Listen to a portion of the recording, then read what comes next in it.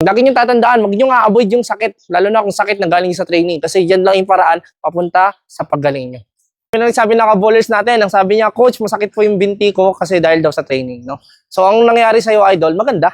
Diba? Kasi yung sakit mo na nararamdaman is galing training. No? Tandaan mo, may sakit na papuntang injury, may sakit na papuntang paggaling. Doon lang tayo sa sakit na papuntang paggaling kasi galing ka sa training. No?